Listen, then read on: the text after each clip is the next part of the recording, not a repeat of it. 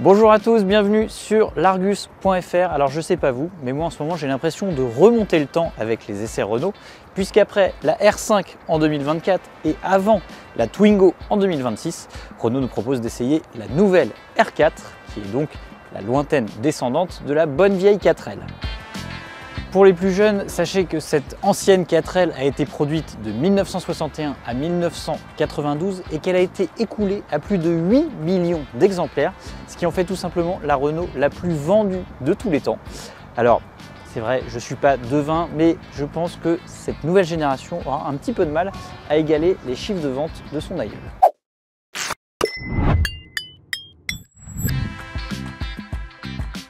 Pourtant, c'est vrai qu'elle est sympa esthétiquement, cette nouvelle Renault 4, avec ses faux airs de petits SUV, avec ses petits clins d'œil à l'ancienne, comme les feux arrière Angélule, comme les flancs légèrement ondulés, comme cette barrette lumineuse qui rappelle le cerclage chromé de l'ancienne.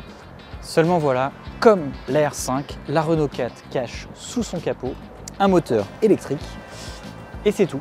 On n'a pas de thermique, on n'a pas d'hybride. La Renault 4, ce sera électrique ou ce ne sera pas.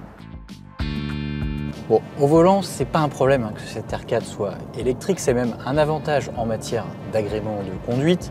On a peu de bruit, aucune vibration, du couple disponible immédiatement, des relances énergiques là dans cette version 150 chevaux qu'on a à l'essai. Il existe aussi une version 120 chevaux, comme la R5, puisque ces deux modèles partagent tout, les moteurs, les batteries, les trains roulants, la plateforme. Et pourtant, on trouve quand même quelques petites différences à la conduite, et pas seulement parce que la R4 pèse 50 kg de plus que la R5. On trouve d'abord une suspension un petit peu plus souple dans le typage, alors ça sert le confort à l'avant comme à l'arrière. On trouve aussi une banquette un petit peu plus molletonnée, on y reviendra. Alors la voiture ne devient pas non plus un tapis volant, Je pense qu'un Peugeot i2008 ou un Citroën IC3 Aircross reste plus moelleux sur les bosses, mais ça on le confirmera lors d'un véritable essai comparatif. Cette suspension plus souple, elle influe aussi sur le comportement. On retrouve un train avant un petit peu moins incisif en virage, des mouvements de caisse un peu plus amples sur route déformée. On a aussi un grip général légèrement inférieur. Maintenant, on est au volant d'un SUV urbain, donc le propos c'est pas d'aller faire des chronos sur circuit. Maintenant, on retrouve quand même l'esprit R5 en matière d'agrément de conduite qui nous avait bien plu sur la petite sœur, notamment grâce à cette direction qui est très directe et qui rend la voiture à la fois maniable en ville et agile sur la route. L'autre différence par rapport à la R5, elle se situe ici, derrière le volant, puisqu'on trouve des petites palettes qui modulent la récupération d'énergie à la décélération sur 3 niveaux, comme ce qu'on pouvait trouver déjà sur la Mégane et sur le Scénic électrique. Mais là, la R4 inaugure une nouvelle fonction, c'est la fameuse fonction One Pedal. Alors il suffit d'aller au 4e niveau de régénération en cliquant sur la palette de gauche. Là, ça permet de ne plus du tout toucher à la pédale de frein pour arrêter la voiture en ville. Ça demande un petit peu d'habitude, mais c'est assez reposant quand on y est habitué justement. Pour pinailler, je trouve que la fin de freinage aurait pu être légèrement plus dégressive. Ça aurait évité le petit à-coup qu'on ressent au moment de l'arrêt. Cette R4, elle est donc agréable en ville, elle est agréable sur route, elle est aussi très digne sur autoroute. On a pu faire un petit peu d'autoroute lors de notre essai tout à l'heure.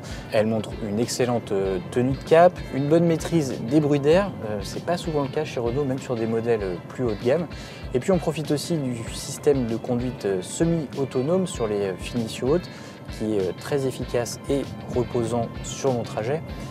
Le petit souci, c'est que les longs trajets en Renault 4 ils vont être vite fractionnés, puisque, comme la R5, l'autonomie à 130 km/h n'est toujours pas son point fort.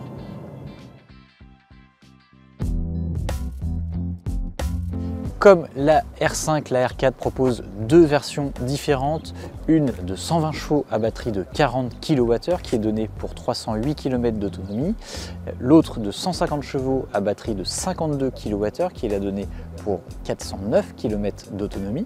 C'est seulement 3 km de moins que la R5, bien que la R4 soit 5 cm plus haute, 3 cm plus large, 50 kg plus lourde. Donc on a hâte de vérifier ces valeurs sur notre parcours test pour véhicules électriques. En attendant, on peut vous rappeler les valeurs qu'on avait relevées avec la R5 qui devraient donc être proches de celles de la R4 si on en croit les chiffres d'homologation. Avec la R5, on avait donc parcouru 328 km sur route et 223 km maxi sur autoroute en été. On avait parcouru plus que 247 km sur route et 179 km sur autoroute en hiver par 0 degré, malgré la présence d'une batterie NMC et d'une pompe à chaleur qui sont censées moins impacter l'autonomie par temps froid. Comme souvent, ce sont des valeurs qui sont largement suffisantes au quotidien, qui seront un petit peu plus problématiques à l'heure d'entamer un long trajet. Côté recharge, même topo, Renault annonce les mêmes temps de ravitaillement et les mêmes puissances de charge maxi que celles de la R5. Alors, on n'a pas eu le temps aujourd'hui sur cet essai qui était assez court de vider complètement la batterie pour faire un test de charge rapide. Mais encore une fois, il n'y a pas de raison qu'on trouve des valeurs différentes de celles qu'on avait relevées en R5.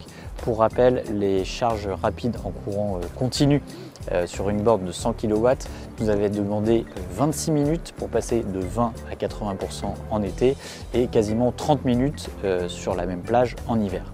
On retrouve enfin la fameuse charge bidirectionnelle qui permet soit d'alimenter des appareils électriques directement depuis la prise de charge du véhicule, soit de restituer de l'énergie au réseau pour réduire sa facture d'électricité. Pour ça, il faudra souscrire à un abonnement Mobilize et aussi disposer d'une borne de la même marque qui est la filiale mobilité de Renault. On l'a vu à la conduite, la R4 présente quelques subtilités par rapport à la R5, mais là où elle se différencie vraiment, c'est en termes d'espace intérieur. Ça, c'est grâce à sa longueur accrue de 22 cm, dont 8 cm rien que sur l'empattement. À l'arrière, ça se sent tout de suite, on profite d'un rayon au genou supérieur de 4,4 cm exactement. On est bien, même si on ne peut toujours pas loger ses pieds sous le siège conducteur lorsqu'il est baissé au maximum. La garde au toit, ça va, mais il ne faut pas trop se pencher parce qu'on rencontre vite le pavillon. Après, on est quand même mieux, la sellerie est plus molletonnée. En termes d'espace, je dirais qu'on est entre une Clio et un Captur qui dispose d'une banquette coulissante, ce n'est pas le cas ici. Par contre, on a quand même quelques petits bonus par rapport à la R5, comme les poches aumônières avec le logement pour le téléphone portable, les deux petites prises USB, le range-bouteille bien pratique sous la coudoir, et puis les plus classiques bacs de porte dont ne dispose pas la R5.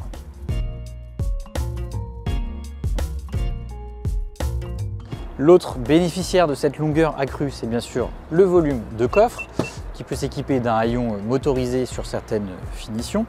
En termes de volume, on passe de 277 litres sur la Renault 5 à 339 litres sur la Renault 4. On joue aussi d'un seuil de chargement beaucoup plus bas, il est plus bas de 16 cm par rapport à la R5, c'est pas négligeable. C'est d'ailleurs le seuil le plus bas du marché, ça c'est bien pratique quand on a des objets lourds à charger dans le coffre. La petite contrepartie, c'est qu'on est empêché d'avoir un plancher bien plat quand le dossier arrière est rabattu, puisqu'il n'y a pas de plancher amovible. Et puis on a aussi des petites astuces comme ce rangement pour les câbles de charge qui devient couvert par un plancher en deux parties. Ça c'est pratique quand on a le coffre à moitié chargé et qu'on veut récupérer ses câbles justement.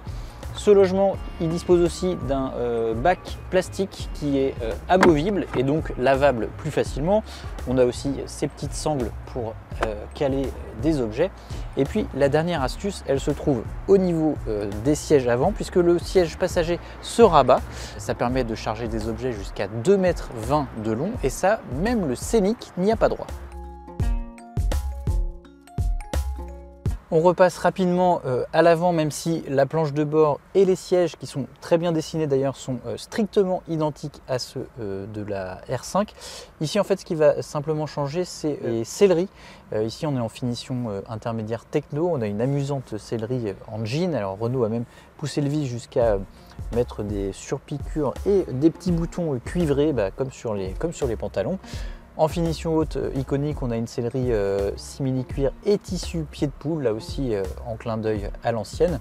Pour le reste, on retrouve exactement l'aménagement de la R5, donc avec face au conducteur un écran de 10 pouces sur les finitions hautes.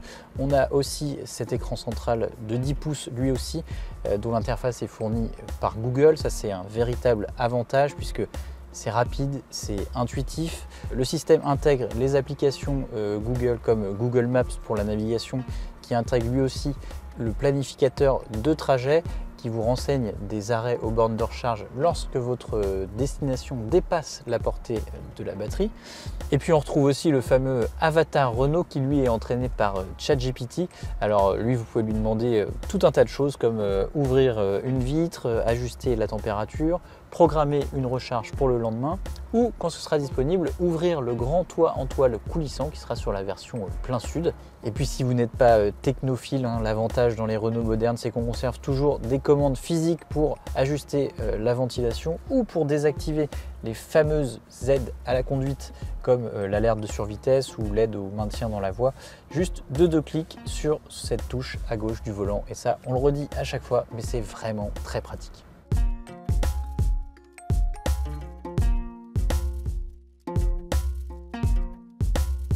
On va terminer par le sujet qui fâche, à savoir les tarifs encore 2000 € supérieurs à ceux de la R5.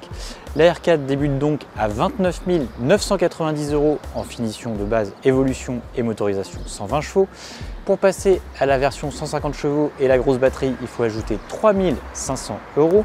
Et pour disposer de cette finition techno qu'on a aujourd'hui à l'essai, avec la fameuse Celery Engine, avec les palettes de récupération d'énergie au volant, avec le planificateur de trajet intégré, là il faut compter 35 490 € et enfin 37 490 € en finition haute iconique. Cette Renault 4, elle est fabriquée en France à Maubeuge, donc ça lui permet de disposer du bonus écologique. Elle bénéficie aussi de la fameuse prime CEE, mais même quand on déduit ces primes, le tarif reste quand même salé pour une auto qui est certes très agréable au quotidien, mais qui manque toujours de polyvalence quand on veut entreprendre un long trajet. C'était déjà le cas de la R5, ça l'est encore plus ici, puisque la voiture sait accueillir les familles et les bagages plus facilement. Cela dit, quand on regarde la concurrence, on retrouve un petit peu la même chose, c'est-à-dire que les Peugeot i2008, les Fiat 600e, les Jeep Avenger, eux aussi, leurs tarifs oscillent entre 35 000 et plus de 40 000 € avant bonus. La grosse différence avec les concurrents qu'on vient de citer, c'est que eux laissent le choix entre les motorisations électriques ou thermiques, bien moins chères, ce qui n'est pas le cas de la R4 et ce qui ne sera pas le cas, comme nous le confirmait le staff Renault, qu'on a à nouveau titillé sur le sujet à l'occasion de ces essais. Voilà, on arrive à la fin de cet essai. Si vous cherchez plus d'informations sur la nouvelle R4 en termes d'essais, de prix, d'équipement, de finition, n'hésitez pas à consulter notre article sur largus.fr dont le lien va s'afficher dans la description de cette vidéo. Et puis, comme d'habitude, s'il y a un point que l'on n'avait pas abordé, si vous avez des questions complémentaires, n'hésitez pas à les poser en commentaire. On essaiera d'y répondre. Allez, à très vite sur largus.fr. Ciao!